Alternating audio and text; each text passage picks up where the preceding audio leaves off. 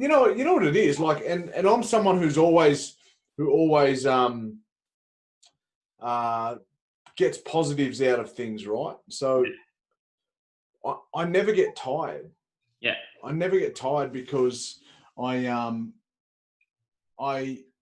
remember what I did.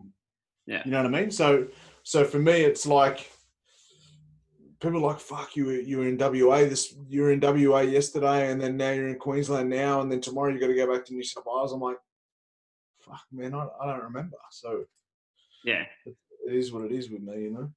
Keeps you going, mate. How long? Yeah, it does. It does. How long you had that for, man? How long you had memory loss? Since I was fighting. Oh, really? Yeah, since, like 2015, 16. I remember one time I was doing a charity event in Wagga, and they rang me up, and I tell this story all the time. And they rang me. I was working at a school, so I finished school at 3:10, right? So they rang me up at 3:00, the local news, because it was a massive charity event. It was called, remember that show on telly, It Takes Two? Yeah. Where so they teamed up a local, celebrity with a local singer, and but they didn't know, because like I'm a singer, so they didn't know that I could actually sing. So they just thought that I was like, So I like when I wasn't well, when I went through my suicide attempt and all that sort of stuff, I didn't work for 12 months, and I just sang. Like I just did bar gigs and weddings and all that sort of stuff. So like when they got me, they were like, oh, we're just getting this like guy who played footy and boxing and all that shit, But I could actually like bang a tune out. They were like shocked. But they rang me. The local news rang me at, I was like 3:00, and they said, we're going to meet you down at your gym. Sorry if that glare. Nah, man. Sweet. We're going to meet you down at your local gym to do an interview. I was like, yeah, cool, no worries, I'll meet you down there. And then like that was at 3:00. School finished at 3:10. By the time I got home, I said to myself, I've got nothing on at the gym till like 6. So I can have like a quick sleep. Yeah. And I fucking woke up at like 5:30 with like 25 missed calls from all the different media outlets going, where are you? We just teed up this fucking interview and you're not here. And I was like, this is real, man. This is real. I laid down next to my daughter at when she was 3 days old, and I had no idea who it was. Oh, wow. I had no idea her name. Couldn't remember her name. Wow, man. Yeah, that's nuts, eh? Yeah. Like people are questioning whether memory loss and CTE and stuff like that is real. Man, I couldn't remember my daughter's name. Yeah. I forgot to pick my kids up, everything. Yeah, crazy. From school, everything, man. Do you write a lot of things down? It doesn't go down well with your ex when, you forget to pick up the kids. Oh, mate. You would have been in the doghouse a few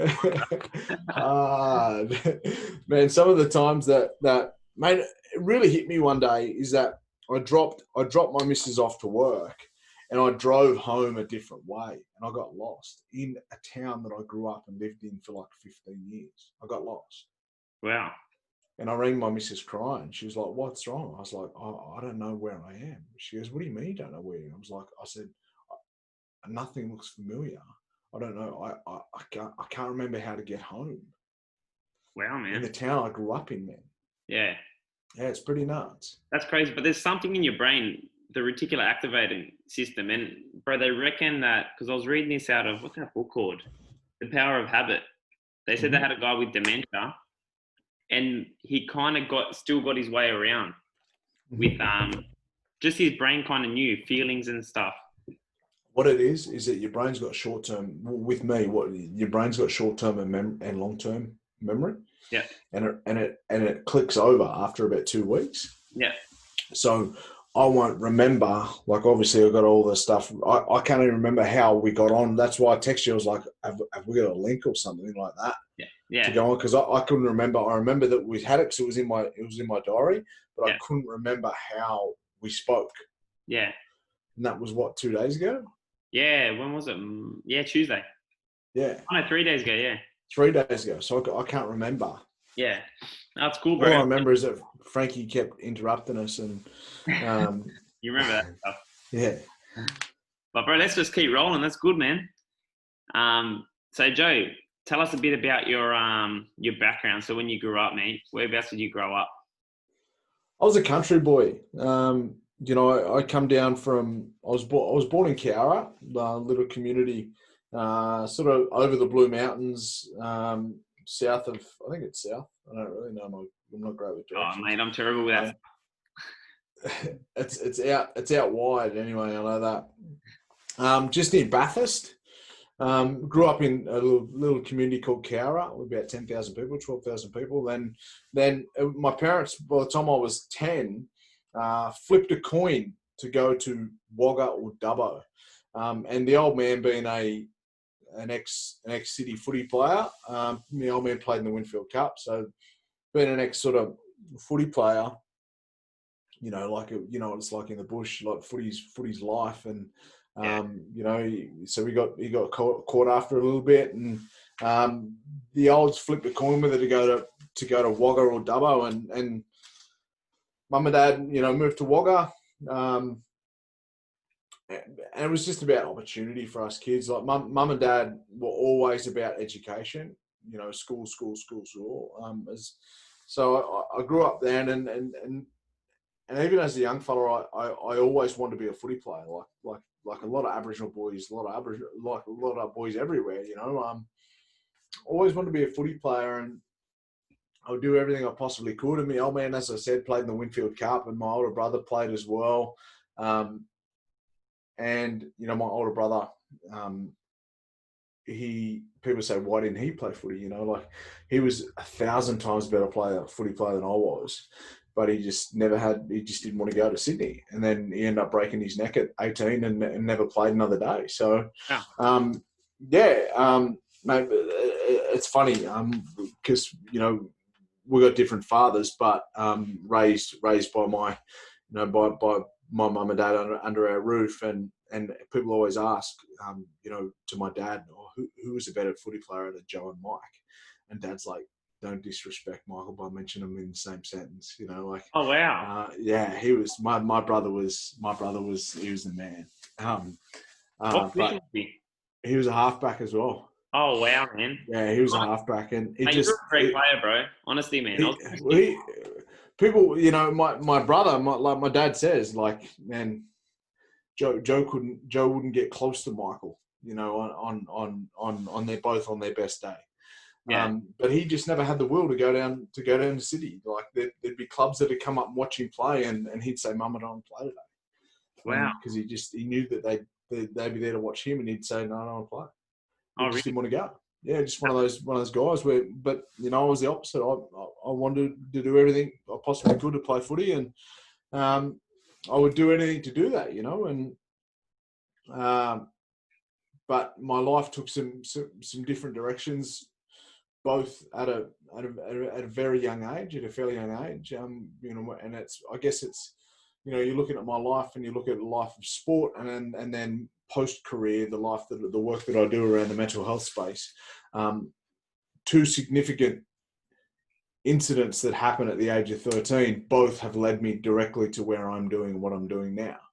You know, both have played significant parts in how I do it now.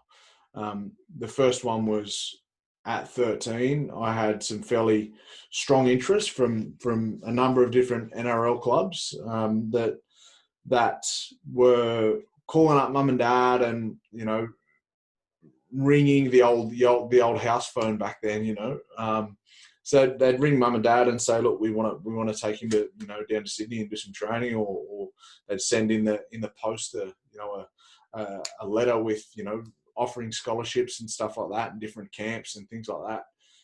There was 5 clubs that were knocking on mum and dad's door to get me to sign as a 13-year-old. Wow, 13. And yeah, just a baby, you know. And I'm so thankful that mum and dad, you know, because dad played footy as well. Like, dad knew the system, dad knew what it was like, and dad knew that it could be over in a heartbeat. So mum and dad were smart. They were like, all right, Joe's career isn't going to be about footy. Joe's career is about post footy. And every single club that knocked on our door, mum and dad said, we don't care about money. We don't care about what you promise him.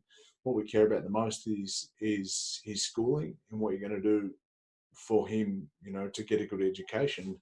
So the conversation changed from how much money to who can give him the best school, Wow, man. which I'm so thankful for now. Yeah, bro, 100%. Because a lot of parents will just throw their kids out there as soon as they get that letter. You get blinded. Yeah, you get blinded by it because a lot of parents want to do it themselves as well. They live that dream.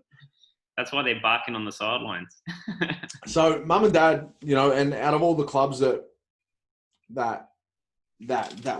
were knocking, it was the relationship that we had with Arthur Beetson, because my dad, mum and dad, and me, I guess, as a young fella as well, we lived with Arthur when dad was playing at the Roosters, and that relationship stayed over a number of years, and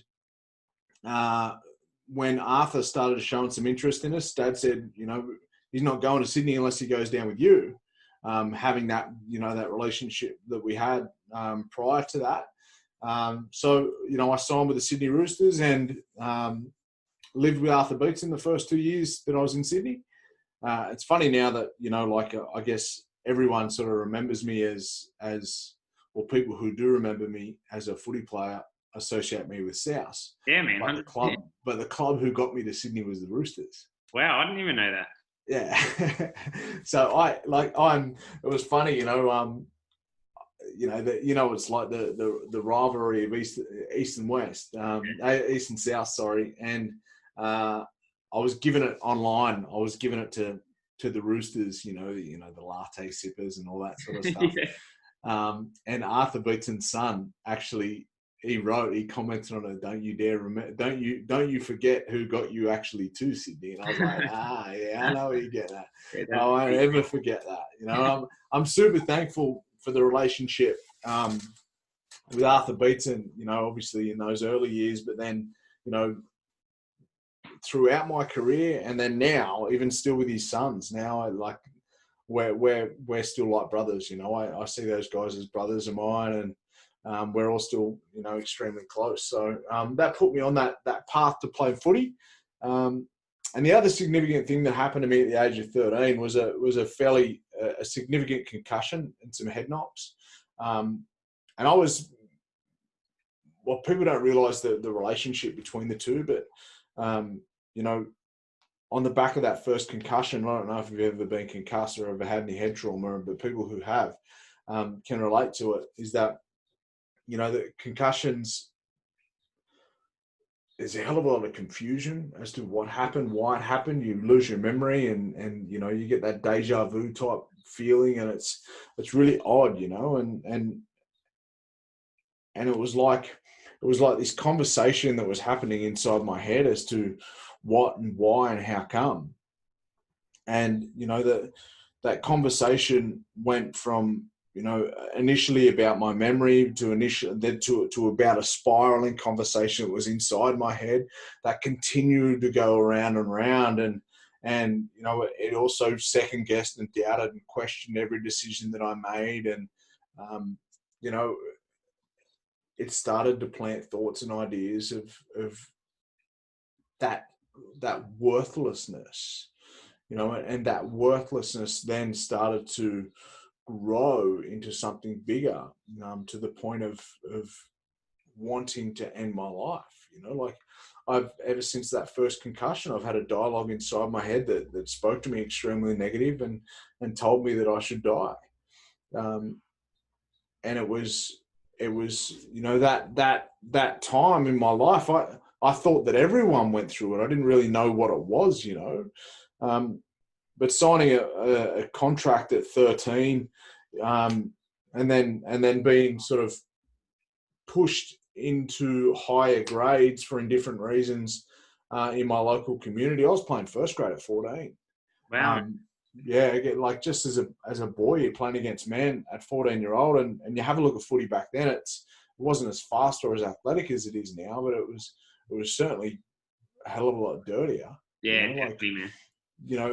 So I'd get the old, if he's good enough to be out here, then he's he's old enough. Let's see if he's tough enough to be out here. I'd get headshots and late shots, and being a halfback, they get hold of you as much as they could. Yeah. So you can imagine the amount of head trauma that I had right throughout my life. Yeah.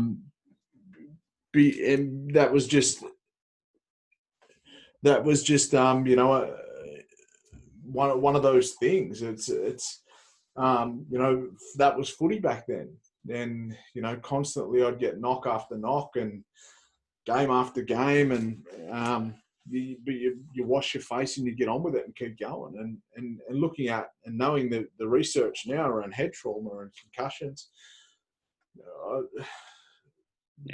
the damage that it does is, I know it, I live it, man.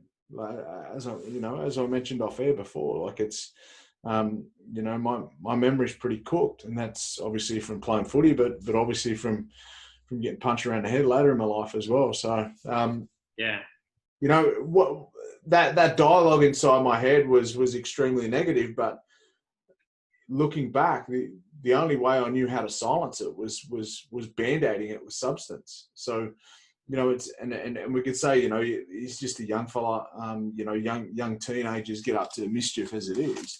But for me, underage drinking and I was always about trying to put a band-aid on what was going on inside my head.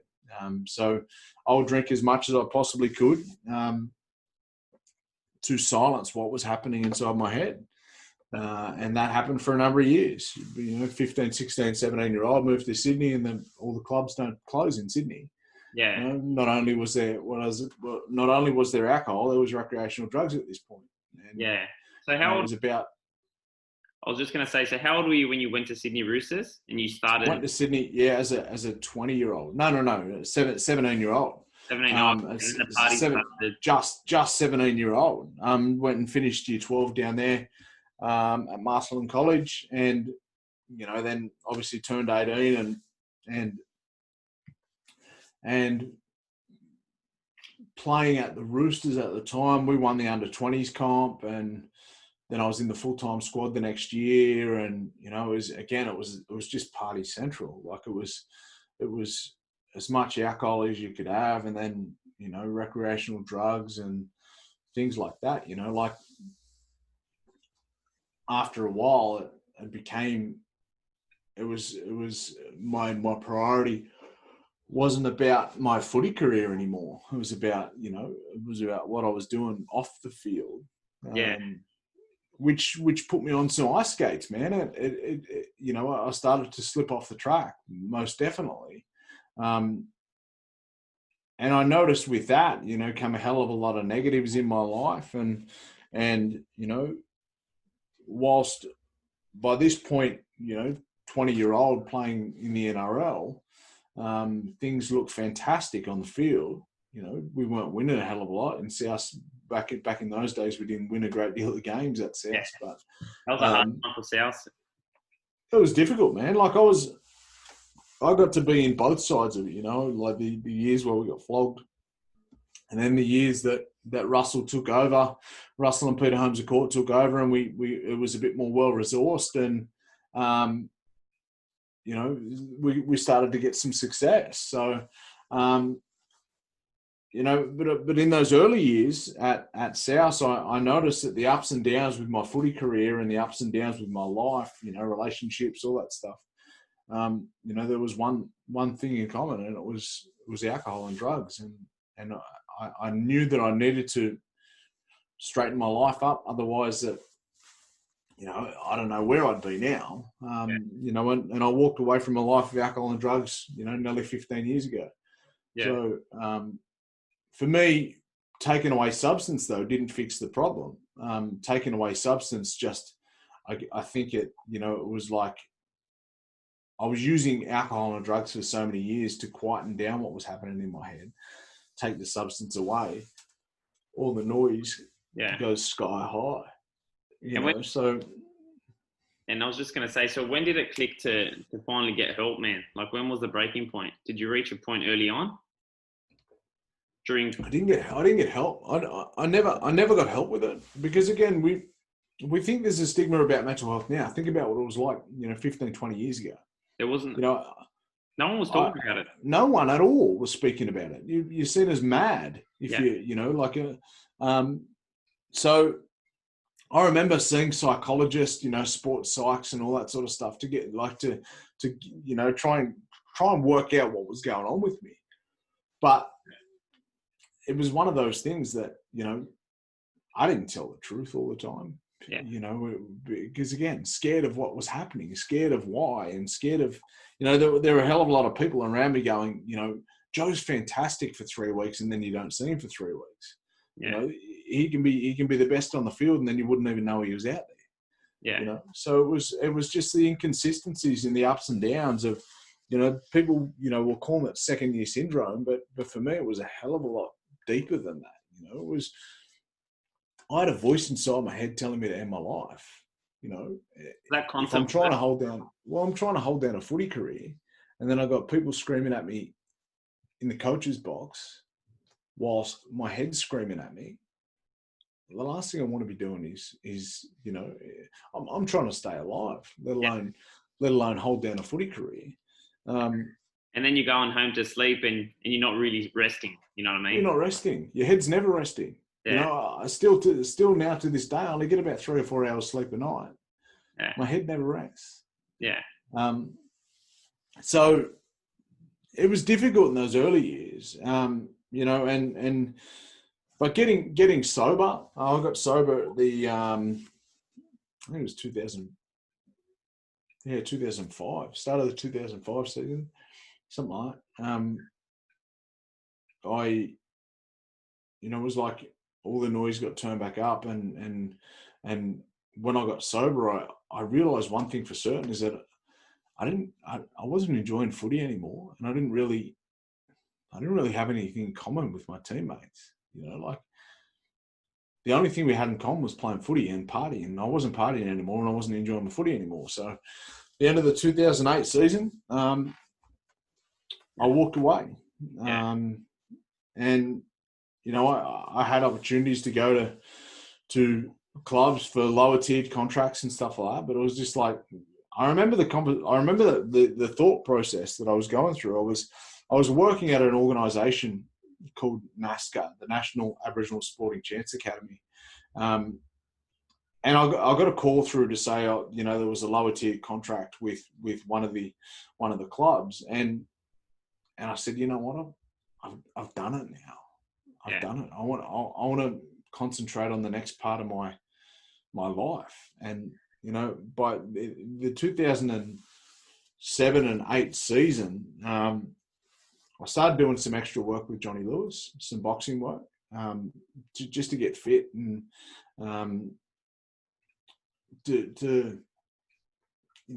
firstly it was about fitness, but then, when I went into the gym and I started to realize it more, it was about halfway through the 2008 season, I went, I don't want to play footy anymore. I want to box. Yeah. So I was, training part-time by this point, because they weren't going to put me back in first grade. It was one of those things. They'd already told me that they weren't going to re-sign me. And I was like, I'm off it now, and every day that I went into the boxing gym, I loved it. I fell in love with it even more. And I realized that the harder I worked in the boxing gym, the quieter my mind was. And for me, it was building that resilience that I never had as a rugby league player. There was times on the footy field, when times were tough, I wasn't there. Yeah. And boxing taught me how to do the opposite of that. Boxing taught me how to bite down in tough times and learn how to fight back. Yeah. Where footy, I could never do that. So there's nowhere to hide in boxing, man. Sorry?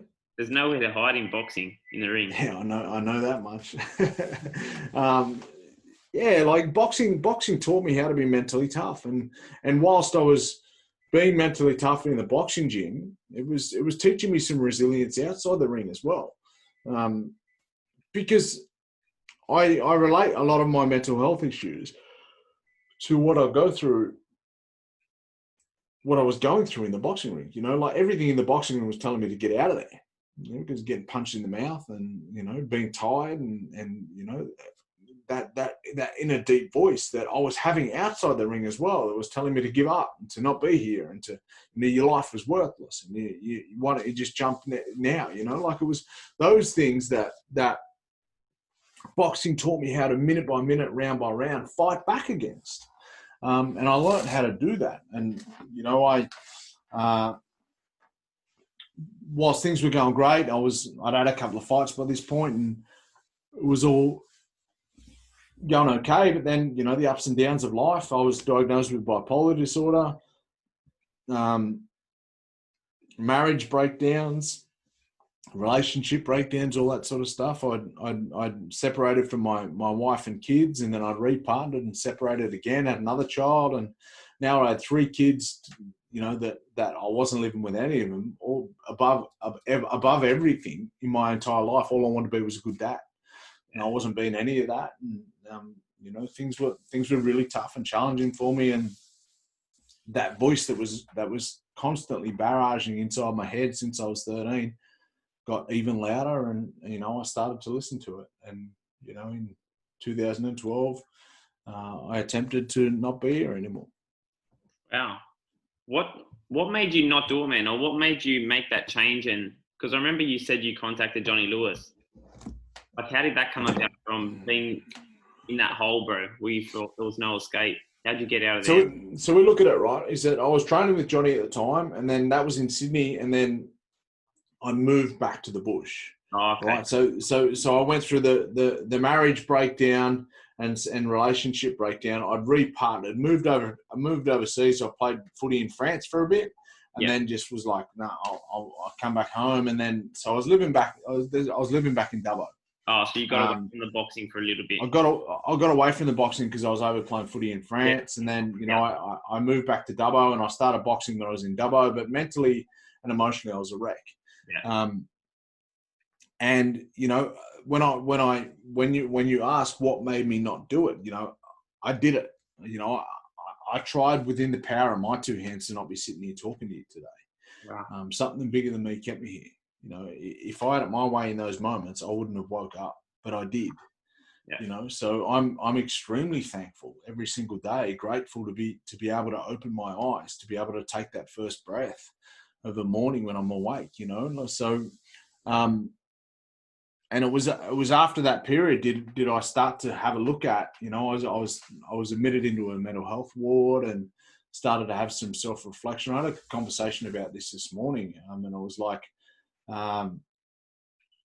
they said, what was it like in that ward? And I was like, man, it was the most harrowing point, not because of what happened or who was in there. It was because I had to sit with myself, and so many people struggle to do that, like I had to sit with what was going on inside my head and start to like have a look at that. And, I didn't like that, man. It was scary as hell. So, but it also gave me some tools to be able to get through it. So, from that point, I got out of the ward, and I thought it was good to move. The most important thing is to move home. I moved back to Wagga, back with my parents, and then I opened a gym in Wagga, and I was training in Wagga, and things were going okay, and then I ended up back inside the ward again, because it's a constant battle. And if you're not putting it as priority, it's going to get you. Yeah. So I realized that once I got out of that self-reflection mode, I had to put priority to my well-being, and I was mentally and emotionally at my best when I was boxing. And it was when I was boxing, was I mentally strongest. So I got back in the ring, and I started fighting again, and it was through that period. Did the enemy thing get born? I started to talk about it, and on the back of a series of short films and some exposure locally, because again, like back in 2014, no one spoke about this stuff. Yeah. So it was about having a conversation with people in community and schools and different people to open that conversation. Because if I was struggling, I noticed a stack load more people started talking to me once I started talking about it. People would come out and they were like, you know what, Joe, what you say you go through, I go through the exact thing. So, it gave a voice to people. It gave a voice to people who were struggling in silence. Wow. Now, what has Johnny Lewis done for you, man? Oh, mate. Let's get on to legendary What Johnny a guy. Lewis. I love that guy, man. What a guy, like. And Johnny, I think mentally, what has he done for you? I did a clip a couple of years ago, and it was about, they rang me up and they said, we want to write a letter. We're getting people to write a letter to the people who help them the most. So people could write to, their psych or their wife or their husband or parents or whatever. And I said, look, I didn't talk to anyone about what it is that I went through, and even post my suicide attempt, but I want to put a spin on it. I want to write my letter to Johnny Lewis. And they were like, why Johnny? And I was like, well, Johnny was my coach, but what in some of the what I wrote in the letter was, I know that Johnny. See, when Johnny he read my autobiography, and he was upset because he was upset at himself because he didn't pick up what was going on, and this was in the boxing gym, and I said to Johnny in that letter, I said, the reason you didn't pick up what was going on is because I was strongest when I was with you. It was those little subtleties, just that soft, warm voice of Johnny Lewis that planted seeds in your mind to make you believe in yourself. Yeah. Anyone who's ever been coached by Johnny Lewis would think that they could go out there and beat Mike Tyson. Because he just ingrains that self-belief, and whilst things are tough and things are you might be hurting physically and emotionally, physically and mentally when you're with your fitness stuff, he makes you believe you can go that extra yard. So Johnny taught me that resilience just by his soft natured ways of massaging through those tough times. So, as I said, Johnny Lewis taught me resilience. Johnny Lewis taught me about how to fight back. Not through.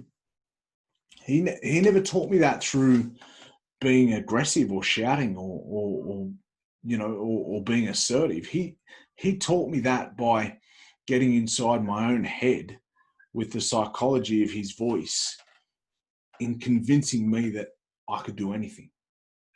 Yeah. Well, his track record shows that, man. Like, if you look at the people he's coached, who he's turned into world champions, it's just unbelievable, man. Look, the world champions that Johnny's trained obviously could fight as well. Yeah. All right. But Johnny instills a self-belief that you want to go to the end of the earth for him. Yeah. It's just the way the guy is. Yeah. Mate, that's awesome. I remember meeting him when I was 14 at the airport. I was flying out to Queensland, and it was him and Andrew Eddinghausen at the airport. And I went up to him, and he was kind of surprised I knew him. I go, Johnny Lewis. And he's like, oh, how are you, mate? But the nicest bloke you'll ever meet, eh? Oh, a beautiful, beautiful man. Just a really soft-natured man. Yeah. Now, how'd you go in your boxing career? So how many fights did you end up having, Joe? Mate, I ended up having 16 pro fights. Wow. And I jumped in the deep end straight up. I didn't have any amateur fights. I just went into the pros straight up. And again, Johnny said, look, if you only get punched in the mouth, you might as well get paid for it. So, I went in there and I was lucky enough to I had 16 fights and I was looked after well when I was managed well when I was boxing, and I won 12 of them, lost 3 and had a draw. So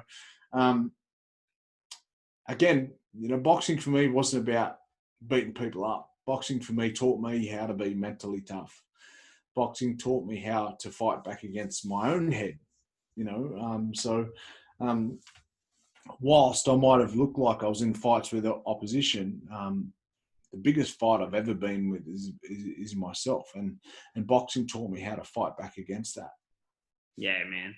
I don't know if you remember, man, the other day when we were speaking about when you came to Christian Brothers Lewisham back in the day to do talks.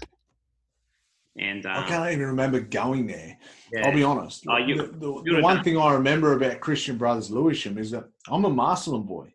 Yeah. So like we used to always, clash massively, in the school footy and stuff like that. So I'm surprised I wasn't hunted out of there when I was at Lewisham giving the talk. But mate, it's always good that you remember those years when you're at school, and you remember the things and people that impact on you with different presentations and so forth. And I'm stoked to be able to that you can remember it, a fair while ago now.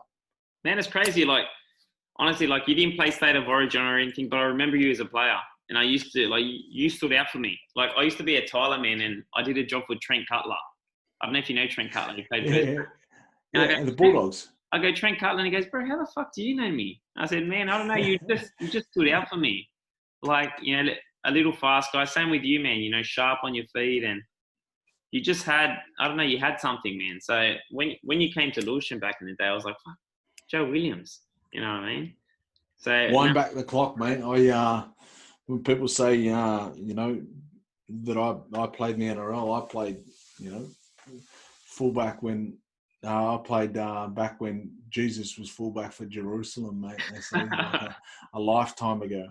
It's been a while, huh? So, mate, let's talk a bit about, yesterday was Are You OK Day, mate. Now, what are some of the things that you're doing? Because you do a lot of work with mental health, and mate, let's touch base on that stuff, mate. Yeah, I do loads of work around, in the wellbeing space. Obviously, from the experiences that I've been through, that have shaped me as a person, that now help me to help others. I realise that helping others is one of the key ingredients to helping me.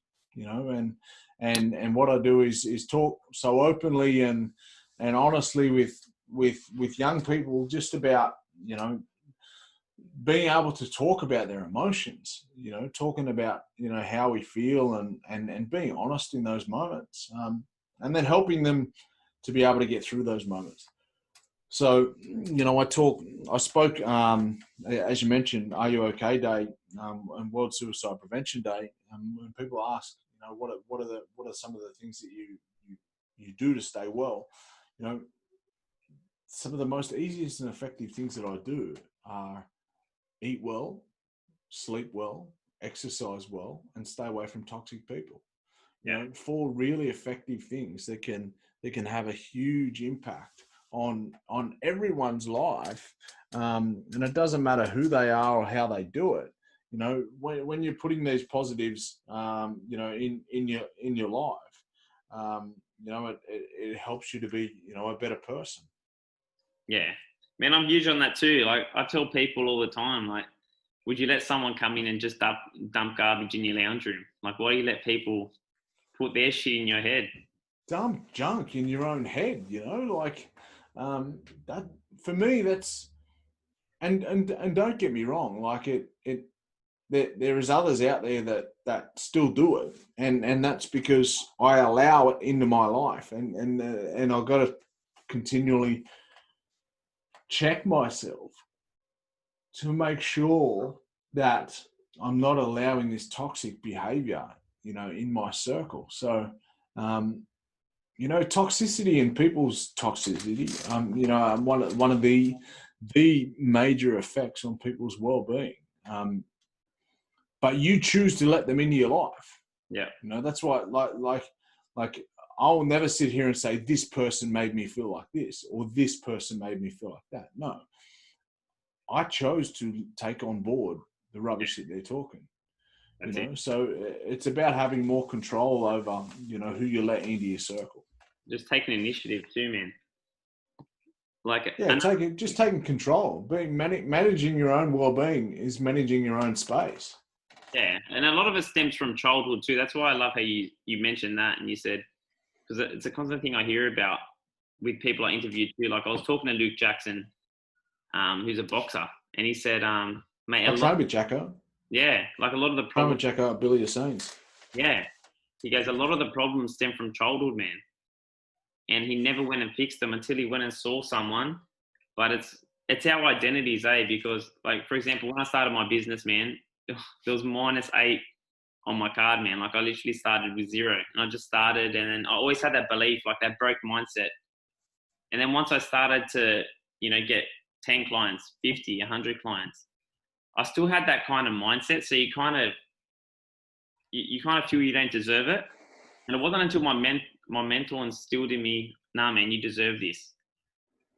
And it's just that self-talk, man. Like it's so important, bro. And that's because, again, we talk about childhood or everyone. You got to realize is that everyone is conditioned a certain way. Yeah.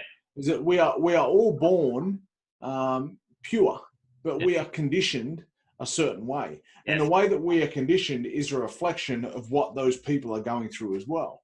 Yeah. So again, if you've got, and I see it all the time, I'm like, this person's parents are conditioned a certain way. Again, like I'm a big believer in not looking at what is happening, looking at why it's happening. Yeah. And you said it all stems from trauma, and one of the key indicators now, even for long-term physical health outcomes, is childhood trauma and adverse circumstances in growing up. And that's a lot of the work that I do now, in that childhood, childhood trauma space. So you're right, man. We got to realize is that everyone is conditioned a certain way, and they're conditioned because they were conditioned that way. Yeah. So I had a really important, probably one of the most powerful conversations I've ever had with my dad recently. And I said, Dad, I was critical of the way that you fathered me as a young person. Yeah. Because I saw other people's fathers, and I was like, I wanted my dad to do that, and I wanted my dad. But again, that's me being judgmental, because I don't know what my dad went through. And out of that conversation, what I also knew as well, and Dad was like, yeah, but, and I was like, no, let me finish. I was like, you didn't know how to be a dad, because he lost his dad at 9. Oh, wow. So how can somebody be a dad when he never had a dad himself? Yeah. And a lot of different traits that I've picked up, again, are from conditioned behaviors of a former life. So for me, I said, I'm going to draw the line in the sand. I acknowledge that the people around me did the absolute best that they knew how to do. Yeah. Whether it's positive or negative, they were still doing the best. Yeah. But how I change that, or if I want to change that, is on me. I've got to be able to do that for my young people. If I want to change certain behaviors and conditioned ways of upbringing. It's so crazy, man, how you can honestly create whatever you want. Like now my mindset is like, I know I can get anything I want. Like that's my mindset, because there's people more successful than me that have done it, and they had nothing when they started. And I'm like, why can't I do that? And it's just crazy how you grow into that mindset later. So, and even the way you say that, like, why can't I do that, is a negative connotation as to why you shouldn't deserve that. Yeah. Why I can't do that should be, I deserve to get that. Yeah, that's it. And subconsciously our mind thinks about that as well. Yeah. And don't get me wrong, like I ain't sitting here trying to be a guru. I'm still learning that stuff. Yeah. And I'm still learning the power of words, positivity, thinking speaking, acting, the power of positivity. Yeah. How important is exercise, Jay? So what's your daily routine look like? Again, I don't exercise enough. Lately, I ran a half marathon probably 2.5-3 months ago. I went from literally, 3 months of not running, so not doing anything. I was like, nah, that's it. I'm going to do it. And when I've got a goal, I'll always work to something. But again, that negative stuff that's inside your head will always convince me not to do it. So I've got to train myself. I've got to condition myself to actually get up. So like lately, and for as a gym owner, you get it. You got to train before the sun rises, sort of thing. If you got clients going in there at 6 o'clock and you want to train before that, then you got to get in there earlier to train. Where my mindset is again, it could be viewed as lazy, but it's that negative dialogue that's in my head. No, don't do it. You won't get up, or don't worry about it. Just do it later. It's that self-talk that always happens, and that's constant still. So, 4 times this week, 3 times, being honest, 3 times this week I've gotten up before the rest of the house and did my training, and then it's just put me on a better foot forward. So I'm going to constantly just try and improve on that. So if it's three days this week, then it'll be 4 days next week, and I'm constantly trying to get that movement back into my life. I talk about the big four in the wellbeing toolkit for me is eating healthy, eating well, sleeping well, exercising well, and eliminating toxic relationships. Yeah, that's it. It's huge, man. Yeah, actually, man, I ran a marathon 2 years ago because I listened to David Goggins. You know David Goggins? Yeah. So I can't connect to Goggins. Yeah. I can't connect to him. Like, people say, do you listen to David Goggins? I was like, I just can't, because I tell you what it is for me, and this comes back to generational, transgenerational trauma, right? Yeah. As an Aboriginal person, is that constantly for 200 years we've been talked down to. Yeah. Right. So when I've got an army drill sergeant talking at me, I don't respond to it. That's why Johnny Lewis, I responded well to Johnny Lewis, because that trauma trigger for me was getting spoken down to. And that isn't me getting spoken down to. That's 200 years of being spoken down to, again, genetically and transgenerationally impacted in my cellular DNA. Wow, that's powerful. So I can't connect to people like Goggins. I've got to connect to people like Johnny Lewis, who is soft and nurturing, and maybe that may change in a couple of generations, because I'm slowly again starting to work through that.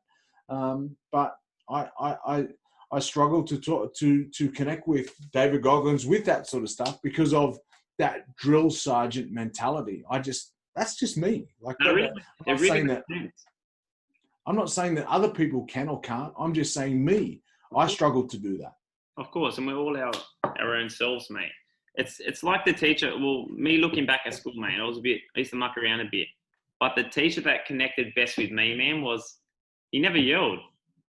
He's just like, mate, Maddie, I love a laugh, mate, but come on, man, just don't be a dickhead. And I was like, wow, exactly, but people that bark at you, you're like, I want to come in tomorrow and I want to fuck around some more. Like, yeah, I get it. You know what I mean, man? So I definitely get that with Johnny Lewis, bro. Like, you feel you don't want to, because they come down to your level. You feel you don't want to upset them.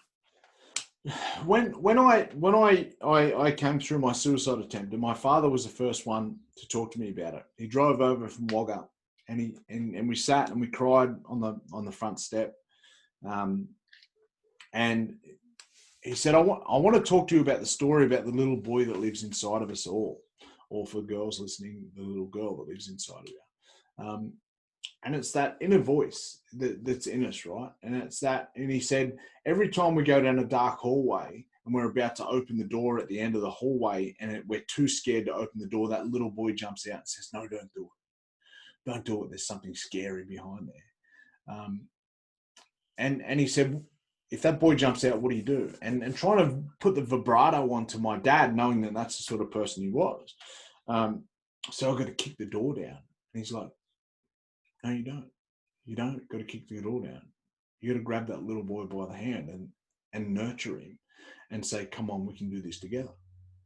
And it's that little boy that's inside us. Like when someone screams at you, that little boy gets scared. It's like your own kids, you know, like if I scream at my kids, they're going to get emotional and scared and then they'll go into their shell. Yeah. But if I start to look at, you know, tell me what's going on. Like, why are you crying, mate? Not stop crying. Why are you crying? Like, let's work it out. You know, connect to it and getting on people's level and starting to get inside the psyche of the mind as to why people think the way they do. Because when we understand why people think the way they do, or what's triggering the thoughts behind what they do, we start to understand why the behaviors are happening. Yeah. Yeah, I love that, man. I was just thinking about, I was listening to a podcast with Mike Tyson and Joe Rogan this week, and Mike Tyson always gets emotional about Cus D'Amato. Yeah. You know, like he was such a loose cannon back in the day, but Cus, you know, really related to him, man, because he went through trauma back in the day, Cus. And he goes like, I know you, man. You know, I grew up in a tough upbringing, and just that connection, bro, it's huge. And, bro, I'm so glad that you found someone like Johnny, you know, to connect, and because look at all the good you're putting out there now. Well, it's not just Johnny. You know, the relationship has happened and developed. You know, with Johnny helped unlock. Johnny held the keys that helped unlock a lot of the things that happened with me. And now, you know, the relationship with my father is a lot better now. Yeah. You know, the relationship that I can have with my kids are a lot better now because I wasn't that. Yeah. You know, I've said openly that COVID has taught me how to be a better dad. You know, like I've been a what is it? Anyone can be a father, but it takes a man to be a dad, or anyone can be a dad, but it takes a real man to be a father, or something like that. Yeah. One of them ones like many years, like I wasn't the best father or dad that I could be. Yeah, and you wouldn't be able to be who you are if you didn't go through that. Exactly, but also I've said openly that COVID has taught me how to do that because it's kept me home. Yeah, I've never been home with my kids. You know, I've got a 2-year-old now that is the funniest little thing, and she's the most challenging little thing. But you know, I've had to things that, and again, this is a reflection of me, not anyone else. Things that mothers or fathers may take easy and think lightly of, but I didn't know how to schedule a kid down for a sleep and then you know, making sure that they have lunch before they go to bed, or cook lunch for when they wake up, or you know, they're only allowed to have this amount of time to go to sleep. So you know, so I've got to do this Zoom now. Like we had to cancel a Zoom the other day because my daughter kept coming in, you know. So like little things like that. Like I'm still learning how to do that stuff. I'm taking notes, bro. I'm open to learning where many years in my early days I wasn't. Yeah. Now, Joe, I don't want to hold you too much, man, but what have you got for someone who's really struggling now, man? Like someone who, you know, it's COVID, they've lost their job or whatever it may be. Where do they start, man? Just strip it all back and look at the gratitudes that we have in life. You know, a lot of the time we struggle because we look at what we don't have. Yes. You know, we don't have a job, or we can't do this, or we can't do that. I can't pay my car off. I can't, you know, like, we got to start to have a look at the things that we've got rather than things that we don't have. And with that comes enormous amounts of gratitude. And, you know, like I said, we are a reflection. We are a reflection. How we feel is a reflection at times of our behaviors. Yes. And vice versa. How our behaviors are a reflection of how we feel. So, you know, we have to start to look at managing both sides of that camp, you know. So for me, I've mentioned it a couple of times now. Eat well, sleep well, eat well, sleep well. What was the other one? Eat well, sleep well. Exercise. Exercise well, and get rid of toxic people. So for me, those big four are super beneficial to anyone's well-being. And when you start to strip it back and just get things really, really simple again, rather than having a look at the complexities of how we do things or the big machine of how we do things, just strip it back, live present every day, and do the best you can in that moment. And you can't do anyone else's best. You just got to do your best. Actually, Joe, I've got a young footy player that I'm training. He's in the under-20s, I said that I was going to interview you today. But what's one piece of advice you've got for him going into, or making it to the NRL early on? Because you were in there at the 17, he's 19. What's one bit of advice you've got? Your life's already mapped. It would get overwhelming. Your life's already mapped out, brother. We just got to follow the path.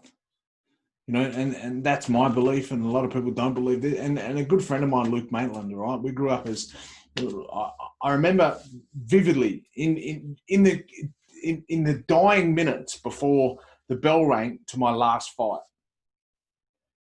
I said, Luke, what have I got to do to win this fight? We'd known each other since kids. That was the first time he ever sat in the corner with my dad. We'd known each other since kids, and we're like brothers. And he come down and watched me fight that night, and he sat in the corner with my dad as well. And I said, brother, what have I got to do to win this fight? And he said, it's already mapped out. Yeah. Whether you win or you lose, you just got to go out there and do your best right now. So for that young fella, your life's already mapped out. I thought I was going to be a rugby league player forever. It got taken off the path to be a boxer. Then I thought I was going to be a boxer forever. It took me a suicide attempt to get to the most significant place in my life is what I'm doing now. They say that the two most important days of your life are the day you're born, the day you find out why you're born. You got to find out why you're born. That's powerful, bro. I love that because when we get away from the present, bro, that's when all the stress comes, when we're living in the future. Living in the future causes anxiety. Living in the past causes depression. Yes, man. That's so powerful. We can't do anything. We can't do anything but live right now. Yeah. Tomorrow's not even guaranteed. We just got to live now. And if we're at 2%, get to 3%, and then get to 4%, and then get to 5%. Whatever we wake up each and every day. Don't worry about yesterday. Whatever you wake up in the morning, how you're feeling right now in this present moment, listening to this clip, just do the best you can to improve. Powerful, man. And just quickly, Did you get that? Did you get that clip, man? Did you get that soundbite? Right. You gotta edit that up. That was awesome. As a client was leaving my gym the other day, I said, "Hey, Marnie, win the day."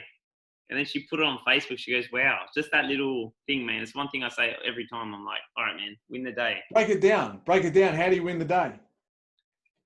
Get your session in. Read 10 pages. Well, what I do, read 10 pages. I get my session in. I drink my water. That's it, man. I'll just repeat it. And I've got a list of 5 things. I'm like, all right, did I win the day? You either won the day or you lost the day. Did I read my 10 pages? Did I get my exercise in? Here's another one for you.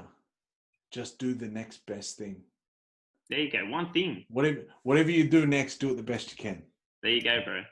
Whatever you do next, do it the best you can. If you're feeling 2%, get to 3. There you go. That's even better, bro. Because then it's not a list. It's not a list, man. All you got to do is just do the simple things you can. Whatever you're feeling right now, because you're right, we might have a list. Okay, we go into the gym's burned. Everything. Well, I don't want your gym to burn down. Don't get me wrong, but we don't know what's happening. We don't know what's around the corner. Yeah. So all we can do in those moments is stay present and just do the next best thing. Bang, that's fire. We're going to sign out there, brother. That was awesome.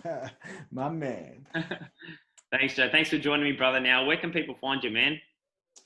Get hold of me on my website, joewilliams.com.au. On Instagram, it's joewilliams __TEW. So that's double underscore because I got hacked a couple of weeks ago and lost all my accounts, 15,000 followers and all my video and picture content of all my kids and that. I'm filthy. But it's Joe Williams _TEW, and on Twitter, Joe Williams _TEW.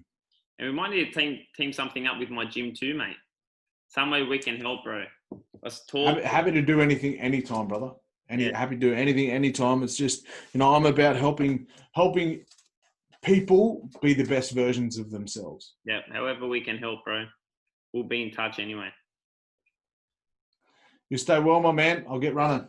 You too, brother. See you, Thanks, man. buddy. See you, man.